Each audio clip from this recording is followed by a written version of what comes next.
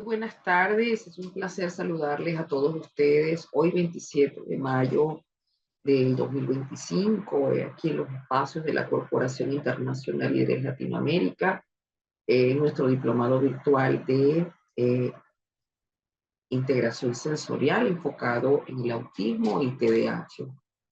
Agradeciendo pues a todos ustedes su presencia hoy. Muchas gracias a Yolanda, María Soledad, Eugenia Soler, Alexandra, Silvia, Enaí. Gracias por sus saludos y por estar aquí.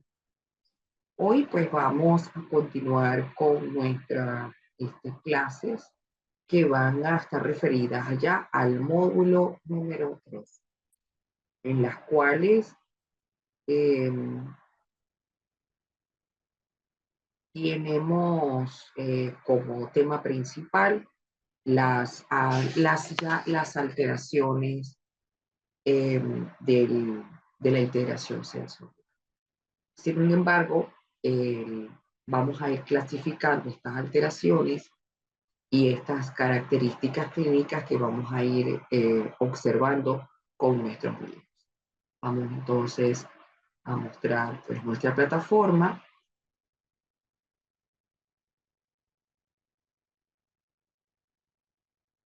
para ir compartiendo la pantalla.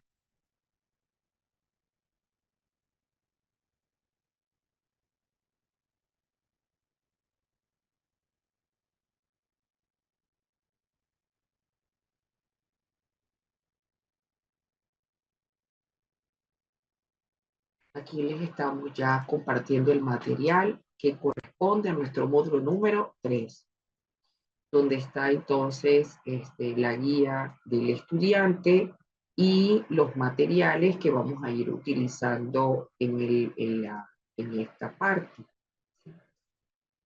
Voy a cerrar el chat para que podamos trabajar un poco con tranquilidad. Se les recuerda pues que la normativa es que cuando ya empezamos clase ya tienen un poco que regular sus, los, los saludos, pues, porque ya vamos a iniciar. Entonces eso también quita un poco la concentración. Les mostraba pues los materiales que vamos a utilizar hoy y especialmente pues vamos a utilizar el registro de frustración. Esto es un registro que sirve de guía para que podamos ir observando cómo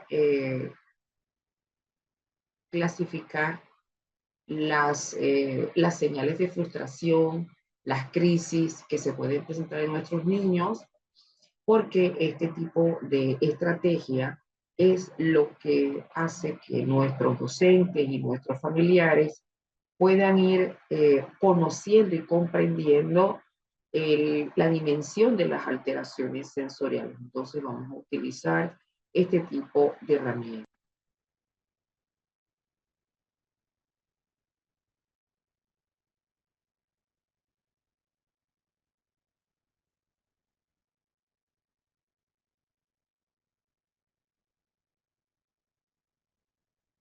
Vamos a compartir nuestra guía de clase.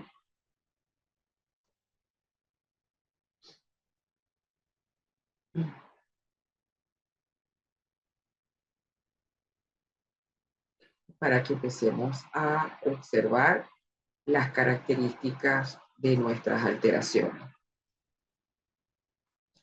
Cuando hablamos de las alteraciones sensoriales, podemos referirnos al trastorno del procesamiento sensorial, en la cual tienen como denominador común eh, problemáticas o alteraciones que pudieran observarse en la forma en cómo se procesa la información que proviene de nuestros sentidos y al no procesarse de manera adecuada genera un impacto negativo en la vida y en la cotidianidad de las personas. Cuando hablamos del trastorno del procesamiento sensorial, este tipo de trastorno no está contemplado como una entidad diagnóstica en los principales manuales diagnósticos a nivel mundial, conocidos por nosotros como lo es el DSM-5 y el CIE-2. Pero, sin embargo, en el DSM-5 se le reconoce como dentro de las clasificación diagnóstica del trastorno del espectro autista, en donde se le reconoce como parte de las características de las manifestaciones clínicas del autismo. Y también las últimas publicaciones nos indican que el TDAH también puede tener estas alteraciones del tipo sensorial. Por eso nuestro diplomado tiene un enfoque psicoeducativo, pero enmarcado en la visión del abordaje para TDAH y autismo.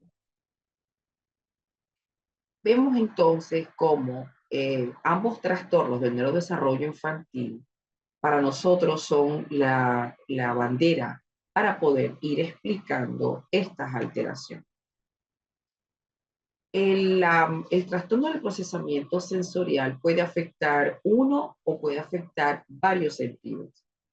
Y estos sentidos que pueden estar afectados pueden ser parte del sistema visual, auditivo, del tacto, del olfato, de la propiocepción, de la interocepción, del sistema vestibular. Y por supuesto, todos son importantes para el funcionamiento y la sobrevivencia de las personas. Sin embargo, recuerde que para el procesamiento sensorial del sistema sensorial hay tres particularmente que permiten que nosotros podamos adaptarnos al medio, como es el táctil, el propioceptivo y el vestibular.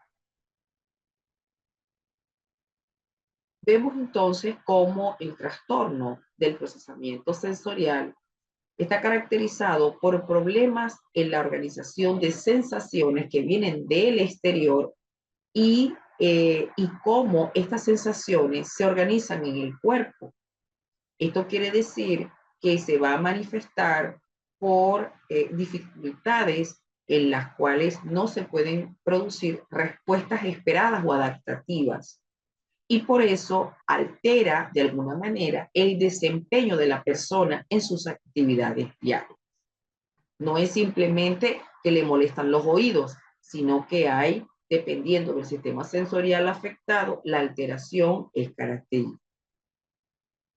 A quienes poseen el trastorno del procesamiento sensorial, por un lado, se sienten muy bombardeados y son evitativos a los estímulos, que son los llamados hipersensibles, por lo tanto tienen un umbral muy bajo.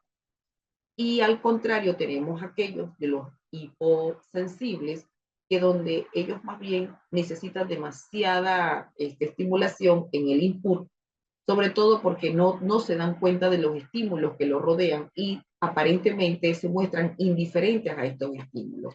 Por eso necesitan estimulación que sean realmente fuertes, intensas, para poder notarlos.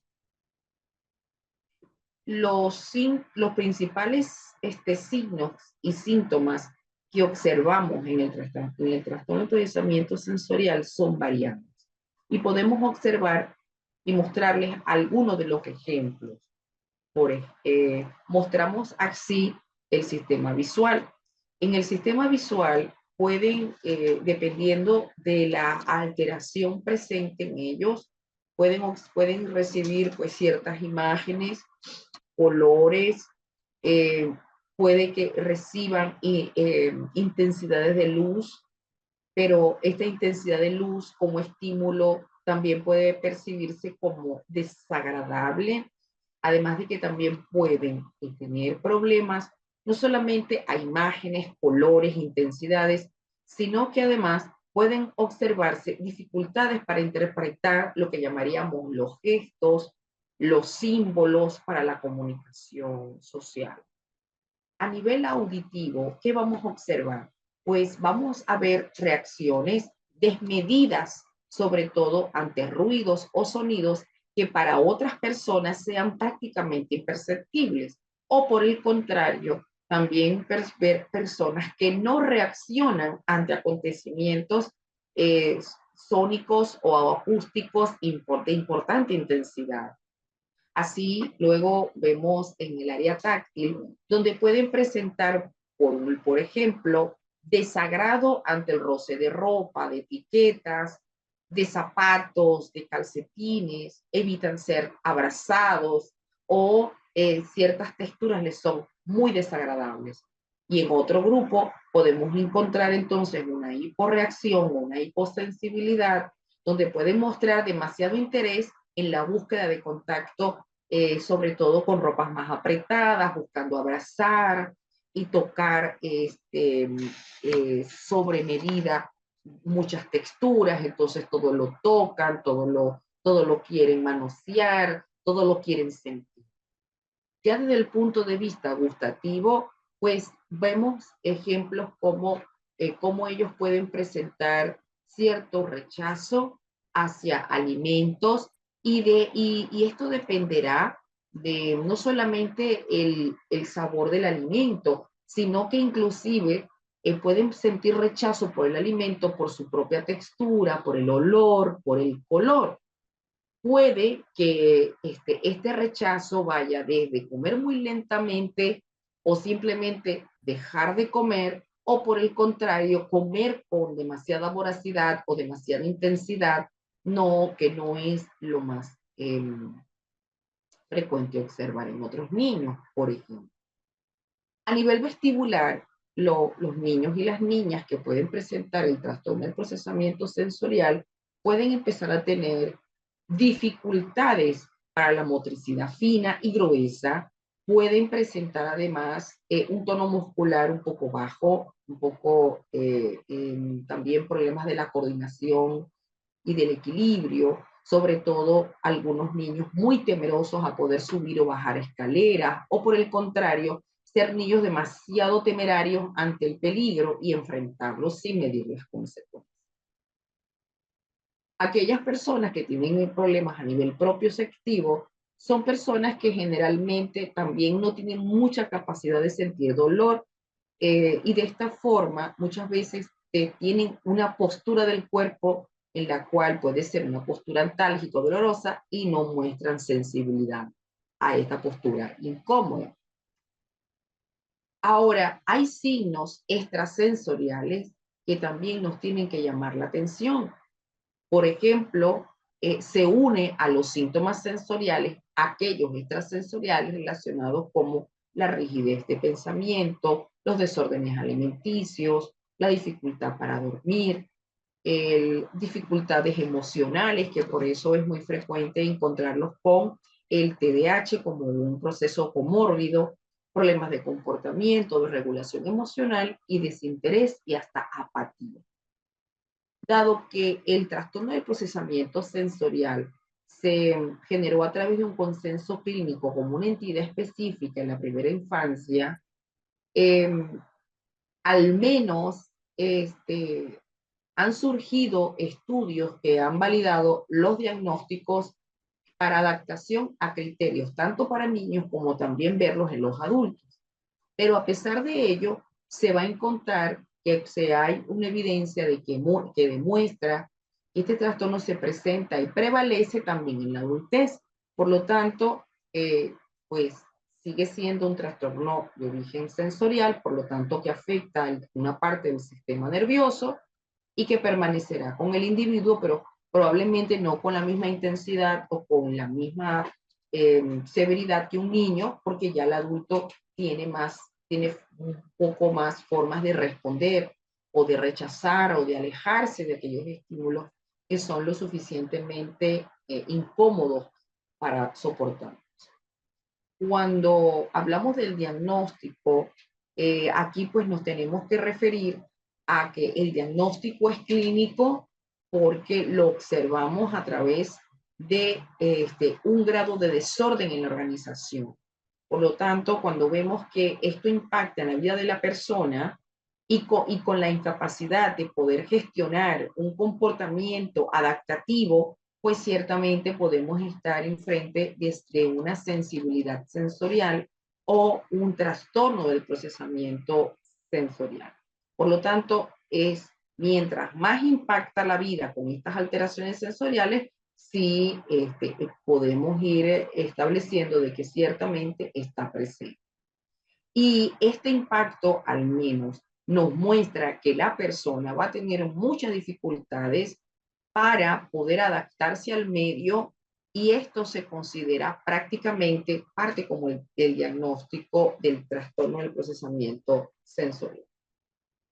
Cuando existen estas alteraciones, vamos a empezar a observar o clasificar si hay evidencia de alteraciones sensoriales, motoras, de procesamiento, de organización y de integración de la información. Esto quiere decir que el diagnóstico del trastorno del procesamiento sensorial va a depender de las 4 etapas que mencionamos ayer, el de registro, modulación, interpretación y el de respuesta adaptativa. Por lo tanto, también se considera la intensidad con la que se presentan estos síntomas y que nos dará como consecuencia la interferencia en la rutina diaria en que puede darse en prácticamente todos los contextos del individuo y en todas sus relaciones.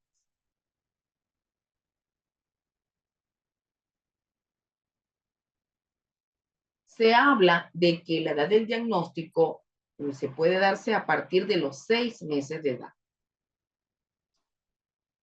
Porque las alteraciones sensoriales las podemos ver en niños más pequeños con problemas del sueño, llanto irritable, que muchas veces no se puede interpretar de dónde viene la irritabilidad, problemas, sobre todo para niños, para el contacto visual, la sonrisa social. Por lo tanto, pues hay ciertas dificultades desde muy pequeños que ellos van a enfrentar. Ahora, poder clasificar estas manifestaciones clínicas es el trabajo clínico, porque el trastorno del procesamiento sensorial se clasifica en 3 modalidades.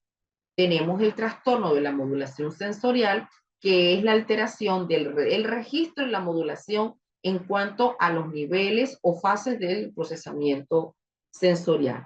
Y vemos entonces que las características del trastorno de la modulación es la hiperresponsividad, que sería la hipersensibilidad, la hiporresponsividad o la hiposensibilidad, o la búsqueda sensorial, porque son 3 en las cuales cualquiera de los 3 el niño puede tener, o mixto.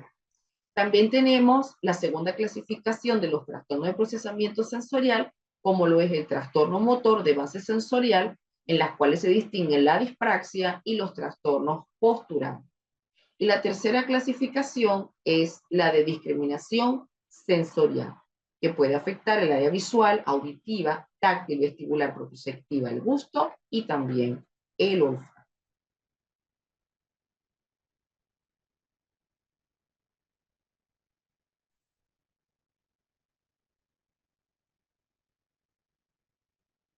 Para poder clasificar cada subtipo,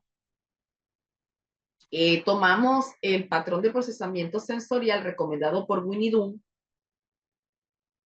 que es la autora del perfil sensorial número 2, fue la creadora. Se recomienda entonces poder establecer los tipos de alteraciones sensoriales reconociendo, uno, el umbral y la conducta. Un umbral alto me habla de que la persona es altamente hiposensible, perdón.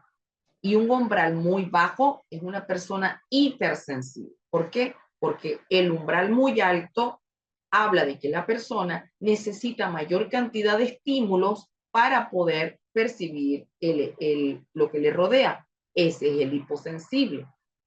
Y el hipersensible tiene más bien un umbral bajo, porque al mínimo estímulo ellos son demasiado sensibles para captarlos y procesar.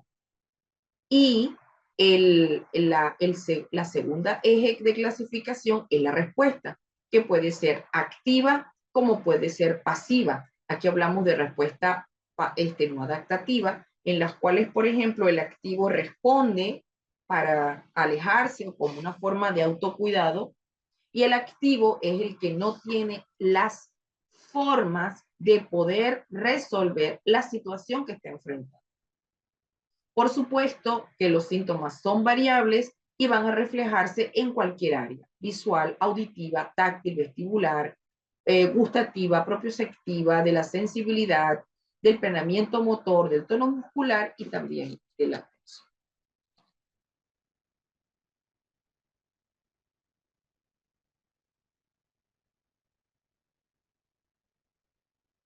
Vamos a ver, de alguna manera, vamos a ver la clasificación de lo que son las características clínicas del trastorno del procesamiento sensorial, en las cuales vamos a ver cómo se comportarían los niños hiposensibles, hipersensibles y buscadores. Y este tipo de manifestaciones pertenecerían al trastorno de la modulación, que sería parte de los trastornos del procesamiento sensorial. Vamos a ver cada uno, vamos a ver cómo los niños pues van teniendo este impacto y sobre todo, y es muy importante, el conocer cómo afecta a la parte educativa, que es lo que más impacta, lo que más nos llama la atención. ¿Por qué estos problemas del procesamiento sensorial impactan de manera tan negativa en el aprendizaje pues, de nuestros niños? Vamos a compartir la pantalla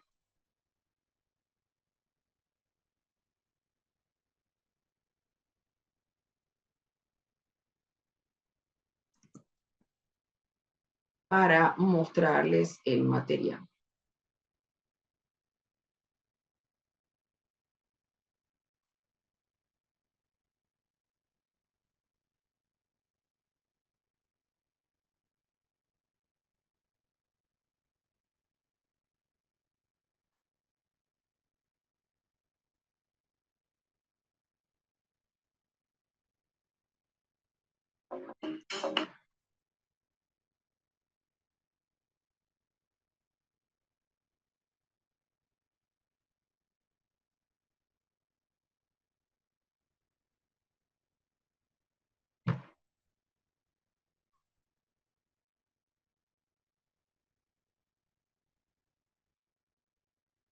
Esperen un tantito que se me cerró la página de la presentación.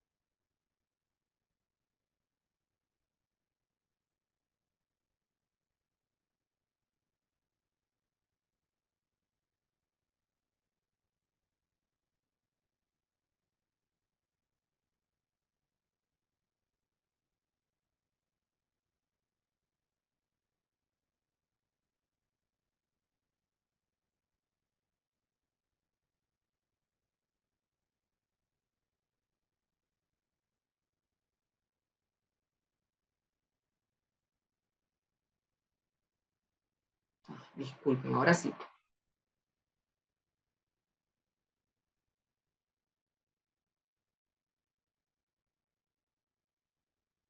Es que no conseguía la página. Ahí está. Por equivocación.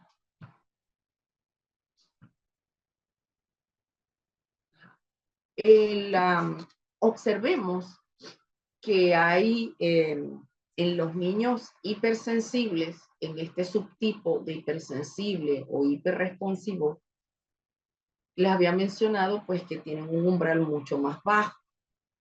Entonces, por lo tanto, la reactividad sensorial es muy alta y por eso son más sensibles a los estímulos que reciben. Y esto va a depender también del sistema que esté afectado. Por ejemplo, hay dos características que podemos observar en un niño hipersensible o hiperresponsivo, como lo es unos dos subtipos que podemos ver. Uno puede ser el muy cauteloso, el muy receloso, que más bien vemos que él evita exponerse a ciertos estímulos, trata de resguardarse. Ejemplo, usted obliga a un niño que tiene alteraciones sensoriales a estar en una actividad deportiva o de música, donde hay mucho ruido, donde todos están cantando, bailando, y él se quiere alejar, y él se asienta pues alejado del ruido. Esto no es porque él no quiere socializar o porque no quiere estar con el grupo, sino porque el medio en el que está en ese momento le es agresivo y él tiene que resguardarse. Otro niño, otro subtipo que podemos ver, niños y niñas que puedan tener este subtipo, es el negativista desafiante, caracterizado por aquellos niños que tienen un comportamiento muy agresivo, que tienen un humor muy negativo por las alteraciones sensoriales. Entonces, ellos no son agresivos por per se, sino porque ellos presentan una forma eh, muy particularmente negativa de responder ante un entorno que les es doloroso percibir. El hipersensible es aquella persona que, por ejemplo, también la podemos observar que cuando es muy hipersensible a luces, no todos los niños les gustan las luces, sin embargo, podrá sentirse muy incómodo con las luces, podrá sentirse incómodo con ver ciertas telas o colores que le son muy desagradables, que le son dolorosos o molestosos. Preguntarán ustedes por qué dirán doloroso si ver algo no duele, o que sea tocado no duele, pero sí, eso se llama alodinia. La alodinia es una de las características del TPS que se caracteriza por tener sensaciones dolorosas de aquellos estímulos que no causan dolor. Entonces, estos estímulos incómodos, desagradables, dolorosos, que les aumenta sus altos niveles de estrés, generan muchas molestias, como por ejemplo tensión corporal, agotamiento, dolor de cabeza, ansiedad. Bueno, creo que tuve una paciente que recuerdo que se desmayaba, vomitaba cuando la obligaban a estar a ir a actividades grupales donde había mucha gente o mucho ruido, y entonces ella pues perdía el conocimiento. Llegaban a la emergencia y evidentemente no tenía nada, nada clínico. Todo es sensorial, no era nada conductual. Los niños hipersensibles también tienen otra característica, como lo es que pueden tener un poco de torpeza y falta de coordinación o propensión a las distracciones por esta situación de la hipersensibilidad. Por ejemplo, muchas veces las personas que tienen esta característica espacialmente no son muy conscientes en los lugares donde ellos se encuentran, y pueden entonces lastimarse, golpearse con facilidad porque no tienen la habilidad de poder controlar su cuerpo en gravedad. O es muy probable que también tengan muchísima dificultad para manipulación de objetos, para cortar con la tijera. Por ejemplo, la motricidad fina se ve muy afectada. Y la propensión a las distracciones, donde hay alta sensibilidad a los estímulos sensoriales, y por eso, como no pueden procesar la información correctamente, pues tienden a divagar, a desconcentrarse y no a enfocarse. Tienen una atención no focalizada y entonces tienden más bien a distraerse. El niño hiposensible, por el contrario, es un niño, por ejemplo, que necesitará mayor estímulo. Son niños, por ejemplo, que tienen, necesitan ropa muy apretada, ropa ajustada, duermen con cobijas pesadas o les gusta tener algo sobre el cuerpo que les dé peso. Entonces, y pueden buscar abrazar, pueden buscar otras sensaciones. El hiposensible. Ellos presentan una baja reactividad sensorial y ellos más bien, el hiposensible también puede mostrar un poco, ser más pasivo a ciertas cosas. Muchas veces a algo nuevo que no pueden percibir, se ven como muy absortos, más necesitados de ver qué sucede con ese estímulo para poderlo procesar y saber de qué se trata. Y el, el hiposensible pues tendrá, al contrario del hipersensible, una actitud muchísimo más inquieta por la cantidad de estímulos que muchas veces él lo percibe como, como no perceptible, y entonces él va a buscar la manera de tener estímulos constantes. Incluso si no está en su ambiente, puede ocupar, verificar otra forma de sentir estímulos. Por ejemplo, son personas que disfrutan de música muy estridente, de luces muy brillantes, de que todo sea, pues digamos, muy revoltoso, deportes de riesgo, y por supuesto de no cumplir con estas conductas, es capaz, puede también de, eh, cuando quiere mayor estimulación, más bien también buscan cantar, emitir sonidos, alzar la voz, generar percusiones o ruidos de cualquier lugar. ¿Por qué? Porque eso los estimula. Y por supuesto, también hemos visto la baja sensibilidad al dolor. Debido a la baja percepción corporal, las personas hiposensibles tienen una baja sensibilidad al dolor, reaccionando de manera poco intensa a golpes, heridas o accidentes, porque no lo procesarían el dolor como una persona promedio.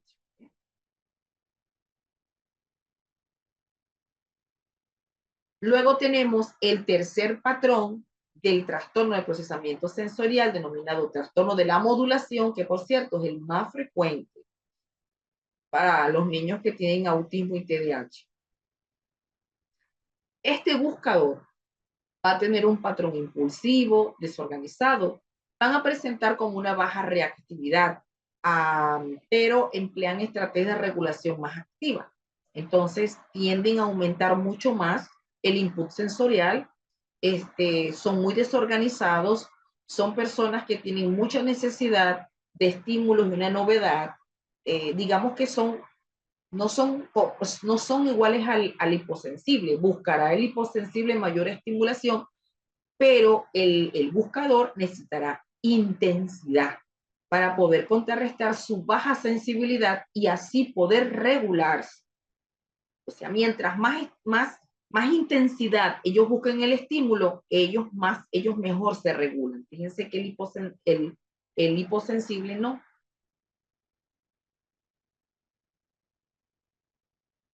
Ok, vamos a ver ahora a continuación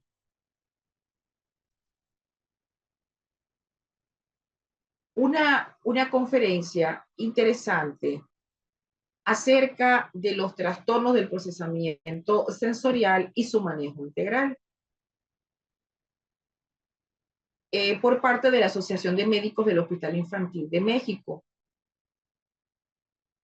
Tenemos aquí entonces los especialistas que nos van a hablar acerca de estos trastornos sensoriales y cómo se pueden ir manejando.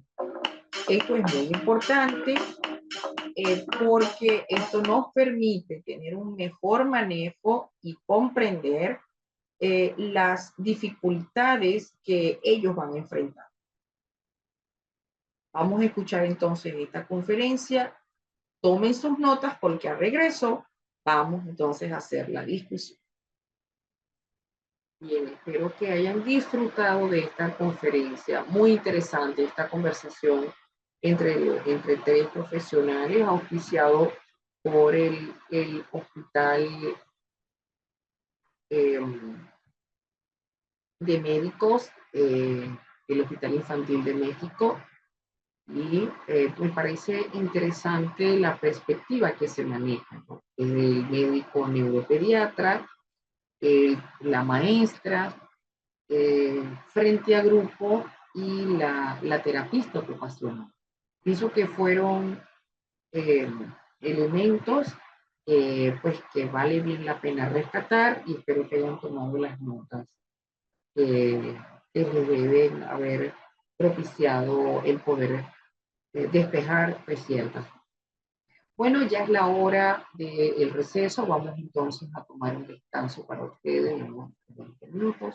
Y cuando regresemos vamos a hablar acerca de las estrategias educativas recomendadas para niños y niñas con alteraciones sensoriales. Ya regresamos. Y estamos de vuelta en este último segmento de nuestra noche para ver entonces las estrategias o algunas recomendaciones que se pueden manejar para las alteraciones sensoriales en, en el aula de clase y en el hogar. Para ello, pues vamos a ofrecer algunas herramientas que son útiles para proteger en general a las personas con TPS. Fíjense que para una persona, por ejemplo, que sería muy sensible al ruido, tenemos los audífonos, que son un tipo de cancelador de ruido, en donde el cancelador hace que el ruido externo sea capturado por un pequeño micrófono y eso hace que se haga la frecuencia contraria. En vez de escucharlo, la señal se reduce a los oídos. Por eso son canceladores de ruido. Y por lo tanto, estos se recomiendan para personas que tengan alteraciones sensoriales auditivas y, y en donde ellos estén en lugares en donde estén ruidosos, donde haya mucha gente.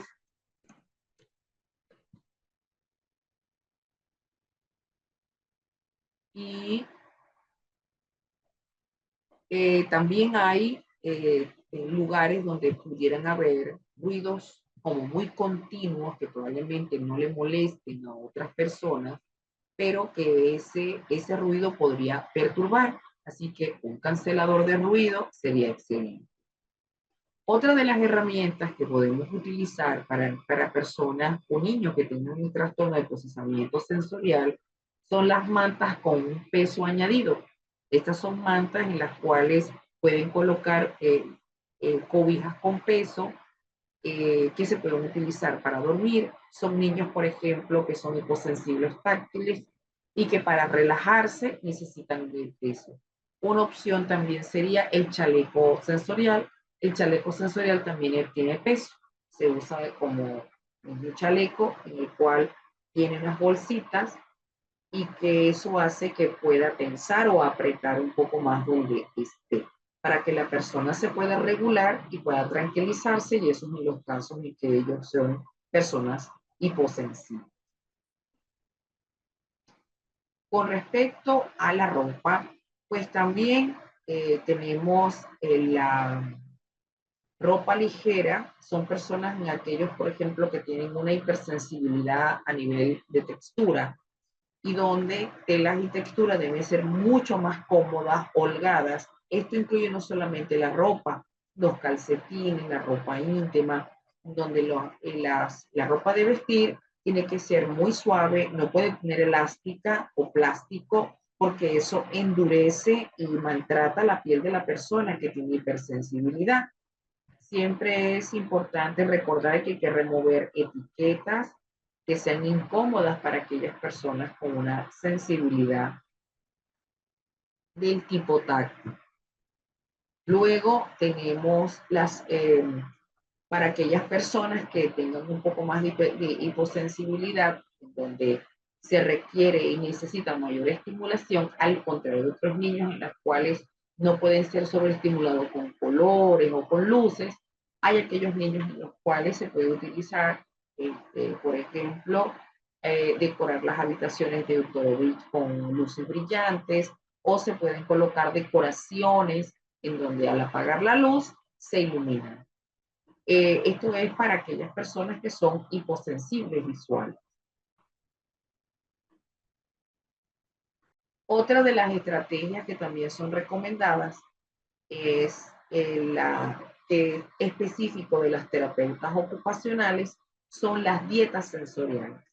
Estas dietas sensoriales son muy importantes porque ellos no son ningún alimento o comida, son estrategias específicas para necesidades sensoriales que ayudan a aumentar poco a poco y gradualmente la exposición sensorial para generar un poco más de tolerancia. Entonces, eh, y esto es para que se pueda ayudar a la persona a adaptarse. Aunque no sea una dieta sensorial, también puede incluir estrategias para mejorar la aceptación de ciertos alimentos que pueden ser aceptados. No podemos obligarlos a alimentos que no les gusta o que detestan, pero sí para que ellos vayan teniendo ciertos hábitos alimentarios. Y otra de las estrategias es la psicoeducación y la intervención clínica para necesidades sensoriales muy individuales y específicas, sobre todo porque los niños y niñas con trastorno de pensamiento sensorial presentan una desregulación emocional. Por lo tanto, el psicólogo a través de psicoterapia, que sería la terapia cognitivo-conductual, puede apoyar para la regulación emocional y poder implementar estrategias para mejorar mucho y mejor las emociones.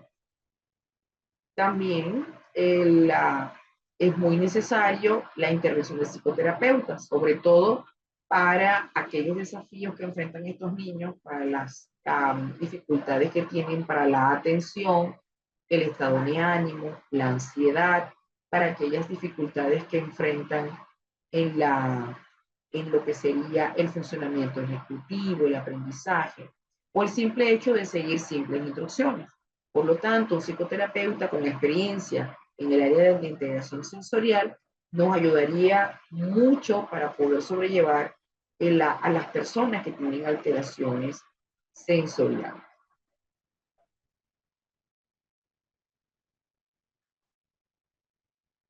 Vamos a colocar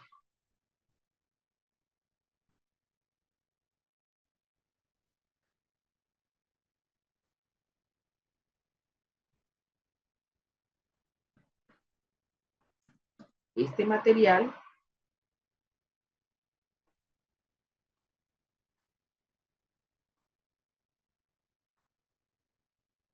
que les voy a compartir, que se llama el registro de frustración.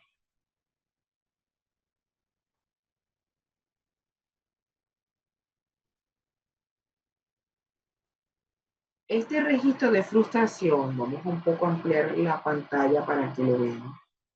Este registro de frustración, la verdad es que brinda una ayuda excelente para que usted pueda ir determinando cómo apoyar a la persona que tiene alteraciones sensoriales.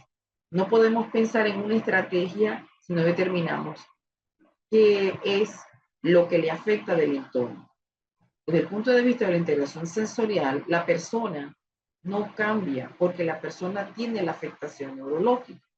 Por lo tanto, lo que debe cambiar es el entorno y la ocupación de la persona. Así ayudamos.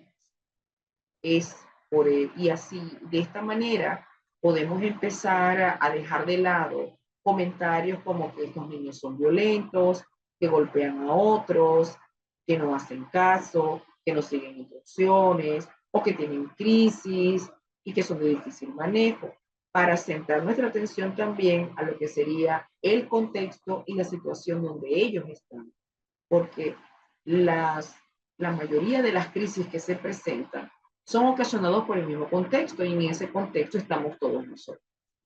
Observen este registro de frustración, cómo es importante señalar el día, la hora y la fecha en que sucede el evento. Describir qué está haciendo la persona justo antes de la crisis, quién estaba presente, qué estaba realizando, eh, o en qué lugar estaba ubicado. Y debemos verificar cuáles son esas señales, cómo hizo, te mordió, te empujó, lloró, de tal manera que empezó a darse contra las paredes, golpear el piso. ¿Qué hizo? Y también el resultado. ¿Cómo hiciste para que el niño se regulara? ¿Y qué puedes aprender de lo que te sucedió? Estas son herramientas que podemos utilizar para poder apoyar a nuestros niños. Vamos a ver el caso del ejemplo. En nuestros materiales, este registro es editable, así que lo puede hacer también editable, ¿no? Puede escribir sobre el mismo. Vea que en el ejemplo tenemos el caso de Carlos. El niño Carlos, la madre de Carlos nos hizo un recuento breve de las crisis que se reportaron en una semana. Por ejemplo, observe las crisis de Carlos. La primera crisis reportada fue el 1 de abril del 2019, en la mañana, a las 7:45 de la mañana, y ellos estaban en casa. En ese momento de la situación que describen es que Carlos se estaba preparando para ir a la escuela, pero que no encontraba ni sus zapatos, ni su carpeta, y la madre dice que también estaba tratando de ayudar a Sergio, que en este caso Sergio es el hermano menor de Carlos. La situación es que la crisis inicia cuando observa a Carlos, la madre, que ve con mucha ansiedad cómo sube y baja las escaleras, ve a Sergio, que es su hermano, y lo grita culpándolo de que él le toca las cosas y la cambia de lugar. La madre resuelve como resultado y estrategia y piensa. En este caso, él decide separar a Sergio del espacio de la casa y dejarlo afuera para buscar las cosas de Carlos que no aparecían. Por lo tanto, la madre de ambos considera que una buena estrategia fue separar a los niños, porque eso ayudó mucho. Quiere decir que la fuente de frustración era el de Carlos, era su hermano. Entonces, como estrategia, ella lo que hace es pensar en la anticipación, porque en este caso Carlos está dentro del trastorno del espectro autista y estábamos haciendo un registro de crisis del paciente. Por lo tanto, ella aprende que la anticipación es muy importante. Por lo tanto, decide como estrategia, segunda estrategia, que por la noche es cuando va a ayudar a preparar a Carlos las cosas listas antes de dormir para que vaya a la escuela y puedas conseguir sus zapatos, guardar las cosas en su mochila, las tareas y carpetas necesarias para que en la mañana pues se alisten y vayan al colegio. Esto sucedió en la mañana del 1 de octubre del 2019.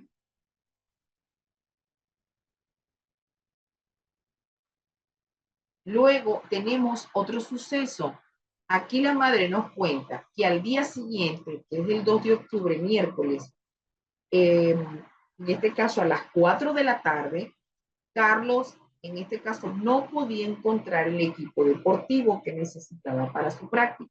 Entonces la madre cuenta que lo escuchó haciendo un escándalo en su habitación, aventando gavetas y gritando, pidiendo ayuda como desesperado. Porque la madre observó esta situación, perdió la paciencia y amenazó con quitarlo de su equipo de deporte de práctica por la situación de la crisis de Carlos. Entonces, ella como estrategia lo ingresa en el vehículo y hace entonces que Carlos en el transcurso del camino se pueda tranquilizar. Y entonces lo que hizo fue pensar lo que pasó en la mañana del día anterior y entonces dijo, para las actividades de él, también la noche anterior, se deben tener entonces los elementos listos a través de una lista para que él pueda ir checando lo que necesita para su escuela y para la práctica deportiva. Lo conversa con Carlos y Carlos está de acuerdo. Fíjense que también tuvieron otra crisis el mismo día, pero por la noche. Observe cómo la madre describe que Carlos empezó a hacer las tareas de matemática mientras Sergio y ella veían la televisión. Resulta que Carlos empezó a jalarse el cabello, a tener una crisis, rompió la hoja de la tarea y dijo que las matemáticas eran estúpidas y que odiaba la escuela. Entonces, entre la estrategia para resolver, Carlos se quedó despierto hasta tarde jugando videojuegos y fue a la escuela sin haber terminado la tarea. Esto fue lo que sucedió. Entonces, la madre dice, tal vez debería yo conversar con el maestro otra vez porque el niño está teniendo dificultades para poder entender el proceso de realizar tareas matemáticas. Entonces, fíjense cómo este tipo de registro puede ayudar tanto a la familia como al docente para que pueda ir observando con detenimiento cuáles son las circunstancias que suceden alrededor y no simplemente juzgar una conducta, sino empezar a investigar el contexto para poder apoyar a esta persona que tiene señales de frustración y que tiene alteraciones de índole sensorial.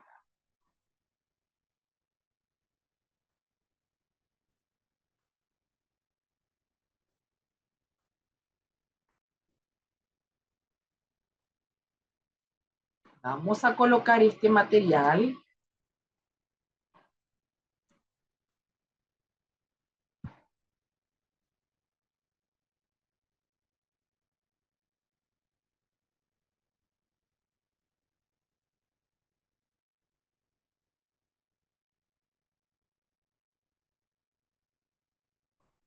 Y observen este tipo de estrategia que vamos a recomendar, sobre todo porque hay ciertos elementos en los cuales las estrategias sensoriales apoyan mucho para que los niños puedan regularse y poder también comprender cómo ellos responden a ciertos estímulos.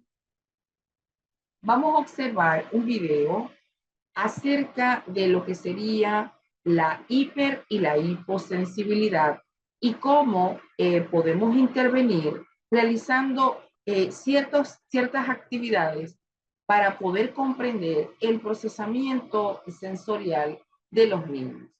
Comprender también cómo eh, ellos responden ante ciertos estímulos y así también poder determinar ese perfil que nos está mostrando y que para nosotros es muy importante comprenderlo.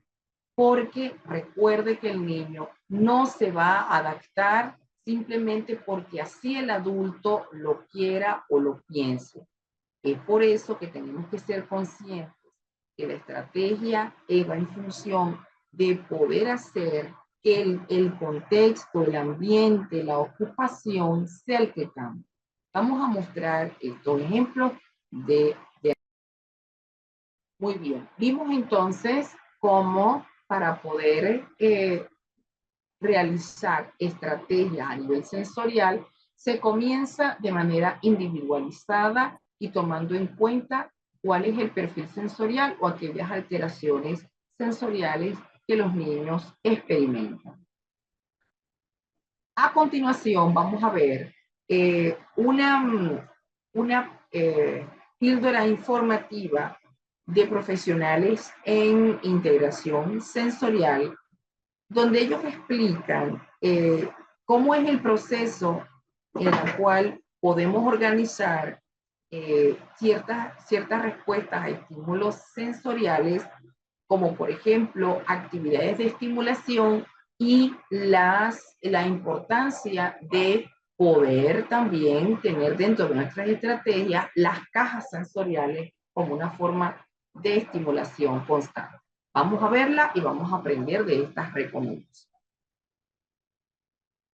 Bueno, aquí vimos la cápsula informativa y también de mucha utilidad para las actividades sensoriales que podemos utilizar con personas que tienen una discapacidad motriz, bien sea por PCI. Ayuda mucho, sobre todo a las personas. Pero, ¿qué pasa en las escuelas? Eh, ¿Qué tipo de actividades o espacios? ¿Acaso las escuelas necesitan un lugar o un espacio en particular eh, como aulas sensoriales? Estas aulas sensoriales deben ser adaptadas. Eh, ¿Qué tipo de utilidad tendrán estas aulas para la integración sensorial? ¿Será posible que tengamos la posibilidad de poder adecuar nuestros espacios? Pues bien, vamos a ver la importancia de lo que son las aulas multisensoriales, que son las llamadas aulas Snowflake. Las aulas de Snowflake son aulas en las cuales son espacios adecuados con material multisensorial para trabajar eficazmente todos los sentidos. Entonces, estas áreas sensoriales o aulas Snowflake pueden ser utilizadas tanto en el espacio de los terapeutas ocupacionales, pero también estas aulas también podrían estar adaptadas para trabajar ciertas actividades pedagógicas a través de estimulación sensorial. Vamos a ver entonces aquellas recomendaciones que se siguen para estas aulas especializadas para trabajar el sistema sensorial.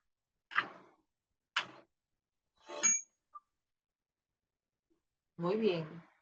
Hemos visto entonces lo que es un aula sensorial Snowden con el enfoque terapéutico.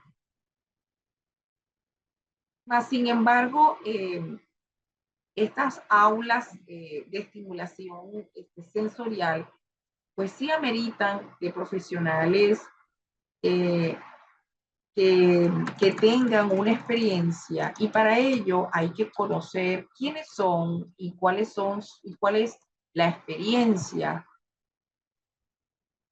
que tienen para poder hacer actividades de este tipo.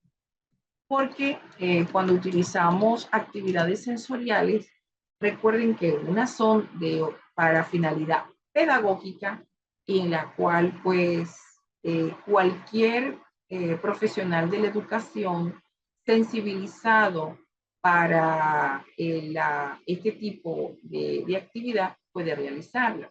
Pero tenemos la terapia ocupacional. La terapia ocupacional ya no tiene un enfoque pedagógico, sino todo lo contrario.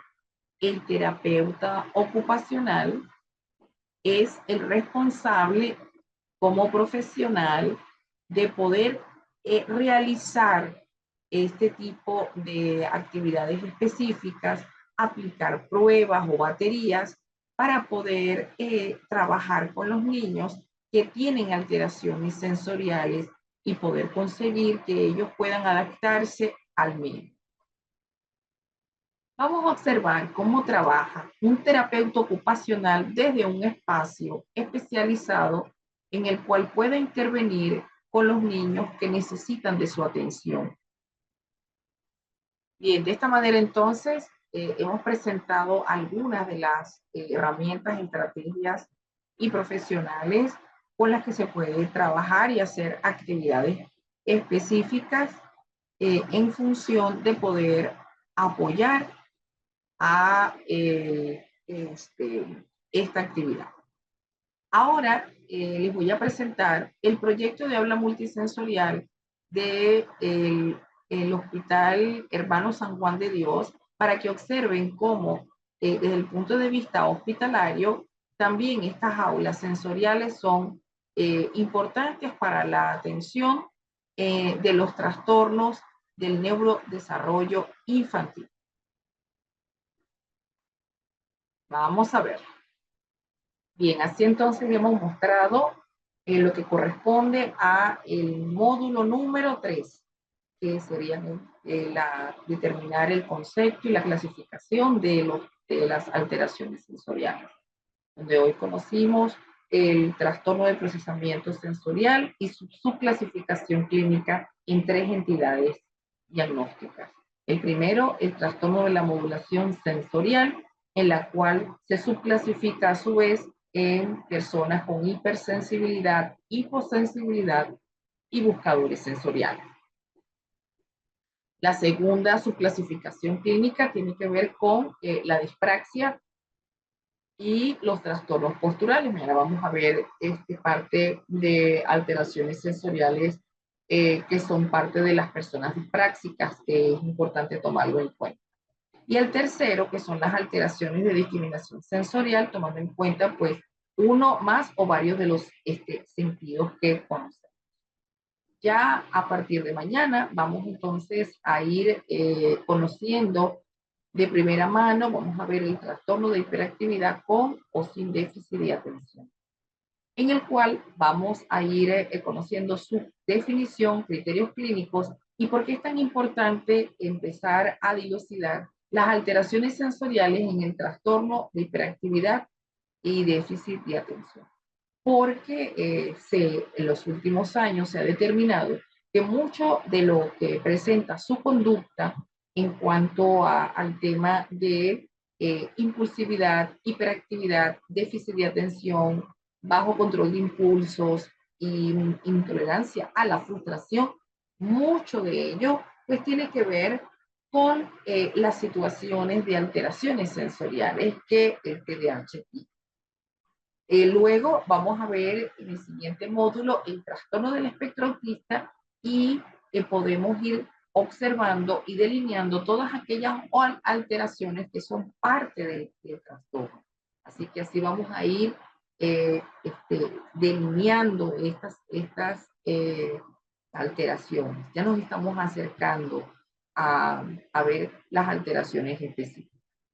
Si ustedes gustan, podemos empezar mañana mismo con autismo y dedicarnos el miércoles y el jueves para trabajar autismo y luego viernes y sábado trabajar con TDAH y el perfil sensorial número 2, que sería entonces nuestro último módulo para que ustedes conozcan este valioso instrumento de detección elaborado y propuesto y publicado por Winnie Dunn de Editoriales Pearson para que puedan conocer en primera mano. Por lo tanto, ya nuestro diplomado se está perfilando para que ustedes puedan determinar y puedan detectar estas alteraciones sensoriales. Tenemos, gracias a Lina que nos acompaña. Lina, gracias por el mensaje que nos brinda, sobre todo porque nos están diciendo que la oferta se extiende hasta el sábado 31 de mayo para que puedan aprovechar los beneficios de llevarse las ofertas de nuestros certificados y de los materiales. Ya mañana, como comenzamos otro módulo, pues entonces vamos a mostrar los distintos materiales que vamos a ir utilizando para cada uno. Fanny, adelante, te escuchamos. Doctora, buenas noches con todos. Por favor, para poder seguir comprendiendo aún mejor las clases, ¿me podría por favor explicar acerca de si los movimientos repetitivos tiene algo que ver o es lo mismo acerca de que tengan alterada el área sensorial, por favor? Fanny, mañana vamos a ver si tú quieres, porque nosotros no estamos tomando los movimientos repetitivos hoy. Lo podemos tocar mañana, porque los movimientos repetitivos son estereotipias, y recuerda que las estereotipias es un trastorno motor. ¿Sí? Ok, muy gentil, doctora. Sí. Entonces mañana, si ustedes así lo desean, vamos a tocar autismo, porque sé que es un tema pues de interés, que sirve para muchas de las personas que están aquí, y así ir comprendiendo el porqué de las alteraciones sensoriales. Y vamos a ver pues la clasificación clínica del autismo, Fanny, y así todas las preguntas posibles que podamos hacer. Muy bien, muy amable. Entonces, hasta mañana. Feliz noche, Fanny. Feliz noche a todos ustedes. Nos vemos mañana a las 6:30 de la tarde, hora Colombia. Y recuerden que hasta el 31 de mayo se ha extendido nuestra promo para que te puedas llevar los materiales que están alojados en nuestra biblioteca virtual. Nuestra biblioteca virtual contiene los 6 módulos del diplomado, incluyendo carpeta de obsequios y la prueba que te llevas de regalo, como es el perfil sensorial número 2 de Winnie Dooh, donde les vamos a enseñar pues cómo funciona esta prueba, cómo se puede aplicar y para que ustedes vean cómo desde el punto de vista clínico hacemos las intervenciones, incluyendo pues nuestra carpeta de obsequio. Así que ustedes pues tienen muchos materiales que pueden disfrutar y sobre todo pues a un precio maravilloso.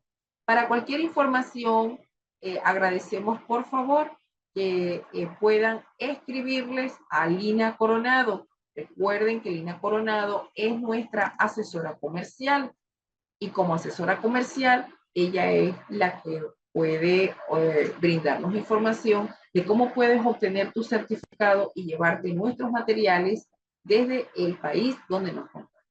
Nos vemos mañana. Feliz noche. Muchas gracias por acompañarnos.